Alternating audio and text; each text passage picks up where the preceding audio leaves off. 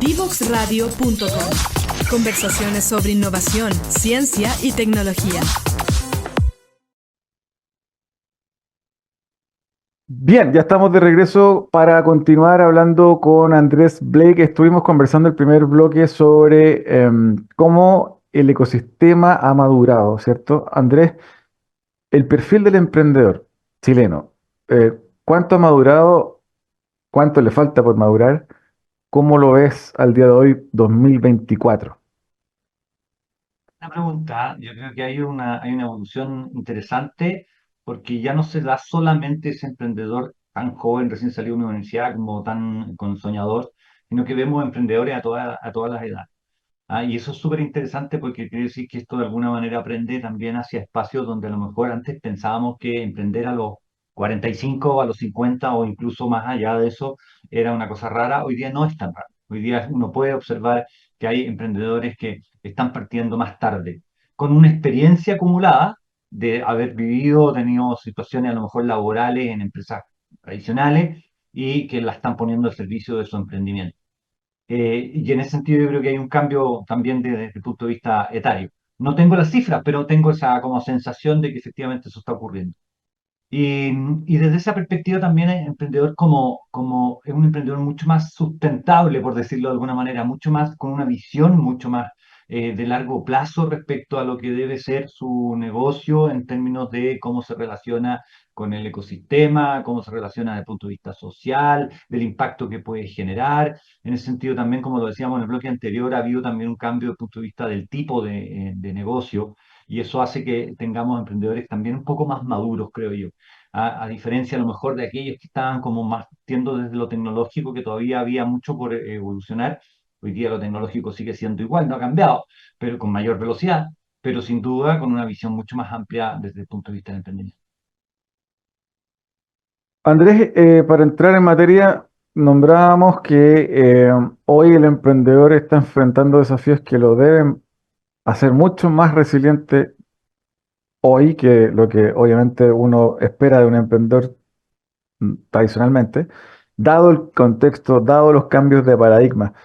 Entre lo técnico y lo digital, ¿qué elementos adaptativos tú crees que debe tener este emprendedor para poder sortear? Esta hablas sobre todo cuando, por ejemplo, uno ve la prensa y se está estimando que la industria del venture capital, de la inversión de riesgo, si bien va a seguir fluyendo y va a seguir existiendo, puede que esté mucho más contrañida, mucho más apretada, mucho más dura respecto de flujos de inversión, pidiéndole también más elementos, más métricas a los emprendedores. Por lo tanto, no va a estar tan fácil la inversión de riesgo para emprendedores como lo estuvo en el 2021-22. ¿Qué consejo y cómo lo es? Sí, yo creo que ahí lo importante, yo creo que hay que distinguir qué es lo que son las soluciones técnicas y cuáles son las soluciones adaptativas. Yo creo que eso es un tema relevante, ¿no? Desde el punto de vista del emprendedor, la solución técnica viene muy asociada a algo que él quiere desarrollar desde el punto de vista tecnológico o desde el punto de vista de una solución a un dolor, a un problema. Pero sin duda la solución adaptativa tiene una lógica muy distinta, una lógica de flexibilidad, una lógica de estar abiertos al aprendizaje, ¿no? Lo técnico lo aprendemos en la universidad o en donde nos tocó estudiar, pero lo adaptativo lo aprendemos desde la experiencia. Y ese cambio es súper relevante desde el punto de vista de cómo los emprendedores tienen que ir flexibilizando también esa mirada, no encerrarse tanto en su solución, que muchas veces pasa, ¿no? Que se enamoran de su solución, nos toca verlo en las sesiones de consejo, y no están mirando con un poquito más de amplitud, con una visión un poquito más flexible, más resiliente respecto a lo que debe ser o lo que debiera ser esa solución. Y ahí ese cambio sustancial implica una apertura al aprendizaje. O sea, el hecho que yo ya tengo una solución técnica que permite abordar un dolor no significa que ya me la sé toda y que con eso tengo solucionado el problema y ahora lo que tengo que salir es solo a vender. Ahí hay un cambio importante que nosotros tenemos que hacerle ver a los emprendedores que ellos tienen que ir modificando esto, porque la conducta del consumidor también va modificándose y hoy día cada vez es más rápido ese proceso de cambio. Desde esa perspectiva, la apertura al aprendizaje, estar abierto a ese aprendizaje continuo, a ese cambio habitual que, oye, no fue por aquí, tenemos que modificar esto, nos cambió esto otro, Esa flexibilidad es algo que es relevante a la hora de emprender en el día de hoy. Un consumidor mucho más exigente, mucho más demandante desde el punto de vista de personalizar su solución, y eso hace que en el fondo finalmente los emprendedores también tengan que tener esa visión más amplia para poder adaptarse, hacerse más resiliente y finalmente flexibilizar frente a esa nueva demanda.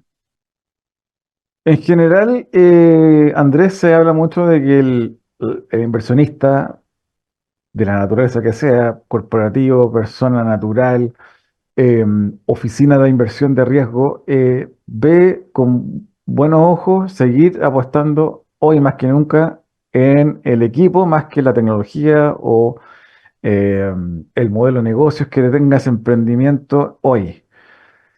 ¿Cuánto de eso crees tú que va a seguir siendo bien ponderado durante este año y de aquí en más? ¿Sigue siendo entonces el emprendedor, el equipo humano de esa startup, de ese emprendimiento, el motor base y sobre el cual hay que apostar, o la tecnología, el producto?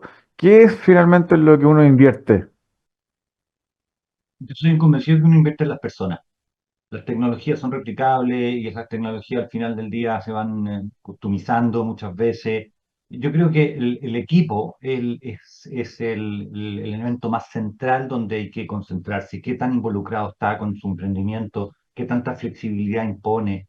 Eh, Mira, hay un ejemplo que esto yo lo visualizo como un mindset, ¿no? Como una forma de pensar, ¿no? El emprendedor tiene que generar una forma de pensar flexible, de aprendizaje continuo. Te voy a poner un ejemplo. La Premier League es por lejos la liga más competitiva y por lejos la liga más atractiva de fútbol que hay en el mundo. Eso es un hecho que es así. ¿Qué características tiene esa Premier League? Es que los equipos de fútbol, el Liverpool, el Manchester United, el Manchester City, yo soy un fanático como tú verás, están siempre adaptándose a condiciones que el partido les ofrece. Si bien es cierto, pueden tener sus esquemas, ¿no? De estratégico, de cómo se conforma el equipo, finalmente el equipo resuelve y soluciona con lo que se encuentra en la cancha. Y eso hace que los partidos, ningún partido prácticamente termine 0-0. Los partidos terminan con 3, 4, 5 goles y muchos de esos goles ocurren en el minuto 90 y un poquito más incluso, ¿no? Y un poco a eso voy con el ejemplo, ¿no? Los equipos son claves para saber cómo tienen que enfrentar ciertas situaciones que se van a ir presentando y hoy día con mayor velocidad que antes en los dolores que tienen que resolver con sus clientes. Y la mirada de los inversionistas es mirar a esos equipos. Finalmente, decir, ellos van a ser capaces de hacer los cambios que tengan que hacer y tienen las competencias que tienen que tener. Y eso significa probablemente adquirir nuevas competencias asociadas como a la resiliencia, a la flexibilidad, a la adaptabilidad, al liderazgo. No hay que olvidar que esos son elementos clave y fundamentales a la hora de funcionar o de hacer funcionar una empresa, un equipo de fútbol, lo que corresponda. Digamos. En esa línea se habla mucho del talento, ¿cierto? El talento es un recurso escaso, sobre todo en el ecosistema emprendedor. Cuéntanos un poquito tu mirada. ¿A qué le llamamos realmente talento? Porque pasa a ser ya casi un hype, ¿cierto? Que uno toma a diario plataformas digitales y la palabra talento es ya un commodity. Cuéntanos en tu visión, ¿a qué le llamamos talento en este mundo? Yo diría, a ver, yo te voy a dar una visión particular, pero yo creo que el talento ya está relacionado directamente con la capacidad de la persona de empatizar, de visualizar las oportunidades a partir de los riesgos incluso, ¿no? Un tipo talentoso es un tipo que tiene competencias no solo técnicas, ¿ah? Sabe tocar un instrumento muy bien, pero además vibra con eso y vibra con lo que es capaz de provocar al público, ¿no? El emprendedor tiene que actuar igual con sus clientes. El talento tiene que estar relacionado con esa capacidad de ir convirtiéndose rápidamente en una solución y en entender cómo funciona la mentalidad de las otras personas. Y eso se llama empatía, ¿no? Y desde esa perspectiva, creo que los tipos talentosos confluyen muchas habilidades interpersonales, como el liderazgo, el trabajo en equipo, la colaboración, la capacidad de delegar, y competencias técnicas que están asociadas probablemente a su nivel de estudio o lo que haya preferido profundizar a nivel técnico, ¿no? Y ahí está esa capacidad también de ir dándose cuenta en qué minuto tiene que generar una visión nueva. Porque el proceso de aprendizaje tiene que ver con eso, ¿no? Cómo yo establezco hoy un objetivo estratégico y a partir de ese objetivo estratégico entiendo la brecha que tengo que cubrir a partir de lo que soy hoy día. Ese cambio, desde el punto de vista de lo que significa el camino del aprendizaje, es clave. Y el tipo talentoso es un tipo que está pensando en eso. Está siempre pensando en eso. Su visión está más allá de lo que está ocurriendo hoy y define lo que tiene que hacer a partir de las brechas que tiene que cubrir y actúa en consecuencia. Andrés, y entrando en materia de inversión, se habla mucho de que los inversionistas van y buscan talento, ¿cierto? Lo que es lo que estamos comentando recién. Por el lado del emprendedor, se habla mucho también que el emprendedor tiene que saber buscar un inversionista de la naturaleza que sea con el que hace fit, con el que conecta y podría hacer match, digamos. ¿Cómo entonces uno como emprendedor podría buscar talento en un inversionista o un inversor ángel o un fondo eh, del tipo que sea? ¿Cómo tú ves que también el emprendedor podría descubrir talento o dar con talento en el mundo de la inversión para que realmente haga sentido conectar con él? Porque efectivamente no da lo mismo el origen de la inversión. Sin duda. Yo diría que ahí la clave es que el emprendedor se conecte con el ecosistema, se apoye, busque ayuda, busque coach, mentores, se conecte con instituciones que se dedican a apoyar eso, como en el caso de UDD Ventures. Yo creo que es clave, él no puede estar solo, él no puede configurar todo, hacer, vender, cobrar. Tiene que tener un equipo y tiene que tener una mirada también un poquito más amplia y tiene que ir a buscar ese networking. ¿Ah? Vemos nosotros los consejos de asesores, cómo ellos de alguna manera agradecen esta capacidad que les damos los asesores, los consejeros, de ir mirando cosas que ellos no están viendo porque el día a día los comen, ¿no? Y en ese sentido, esta búsqueda la va a encontrar a ese inversionista que va a hacer fit con él, lo va a encontrar en el ecosistema y por lo tanto tiene que salir hacia afuera, tiene que ir a buscar, tiene que hacer ese networking y apoyarse en equipos que lo puedan ayudar a entender bien cuál es ese fit que tiene que tener con el inversionista. Para mí eso es clave.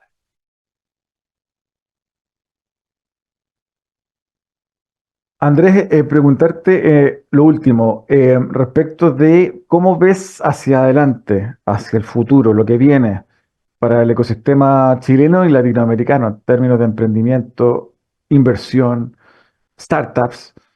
Eh, ¿Cuáles son a tu juicio los principales 2 o 3 grandes desafíos que vamos a tener que enfrentar como ecosistema en los próximos 1, 2, 3 años a tu juicio en lo que viene?